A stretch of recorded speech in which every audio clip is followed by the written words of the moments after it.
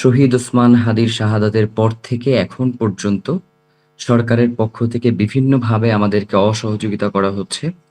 তারা বিভিন্নভাবে শহীদ ওসমান হাদির হত্যাকাণ্ডের সাথে যারা জড়িত রয়েছেন, তাদেরকে বিভিন্নভাবে তারা এই মামলা থেকে আড়াল করবার চেষ্টা করেছেন। তারা পর্যায়ক্রমে তার শাহাদাত, চার্জশিট দাখিল, মামলা প্রত্যেকটা প্রক্রিয়ার মধ্যে তারা বেশ কিছু অস্পষ্টতা তৈরি করবার চেষ্টা করেছেন।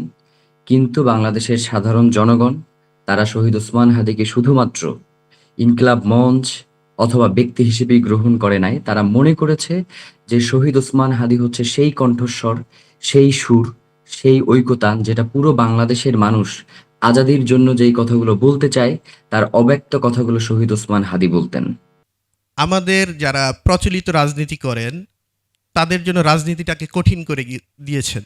তিনি নিজেই বলেছেন, আমি যদি একজন এমপি হতে পারি, আমি 299 জন এমপির ঘুম হারাম করে দিব। প্রথম হলো তার ভিতরে ছিল অসাধারণ বাগ্মিতা, ডিপলি ক্যাপটিভেটিং এবং লার্জলি মাইন্ড বগলিং।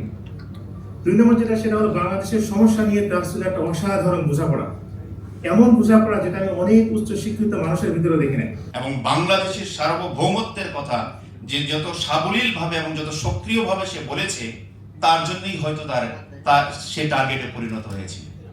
আমি দেখি রেগুলেশন এবং শরীফ ওসমান হাদির যেই জন্য জীবন দিয়েছেন সে আদর্শ, এবং তাকে আমাদের সামনে তুলে ধরতে হলে আমাদের পরিশ্রম ছাড়া কোনো উপায় নেই। আর হাদি হত্যার বিচার যদি কখনো না হয় বাংলাদেশে তার যে স্বপ্ন ছিল ইনসাফ এবং ন্যায়ের পথে থাকার জন্য, বাংলাদেশে কখনোই ইনসাফ প্রতিষ্ঠিত হবে না। ইনকিলাব মঞ্চ মালয়েশিয়াকে ধন্যবাদ এরকম সুন্দর আয়োজন করার জন্য।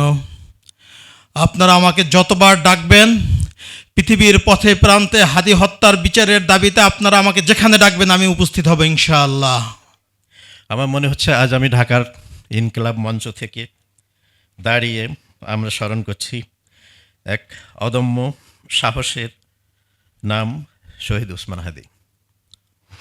তিনি শুধু একজন মানুষ নন, তিনি আমাদের সময় একজন জীবন্ত আদর্শ। একটা মানুষ গুলি করলো 12ই ডিসেম্বর, কিন্তু তার চার্জশিট গঠন করতে করতে 7 জানুয়ারি, সম্ভবত 7 জানুয়ারিতে আইসা পড়লো। কিন্তু বাংলাদেশের রাষ্ট্রের প্রধান ওই জায়গা থেকে আমরা কোনো প্রেস ব্রিফিং বলেন কোনো কিছু আমরা দেখতে পাই নাই। যখন আমরা স্ক্রল করি, আমরা যারা সোশ্যাল মিডিয়া নিয়ে কাজ করি, আপনারা জানেন যে যে জিনিসগুলি মানুষকে টাচ করে সেই জিনিসগুলি কিন্তু আমরা নক করি, দেখি।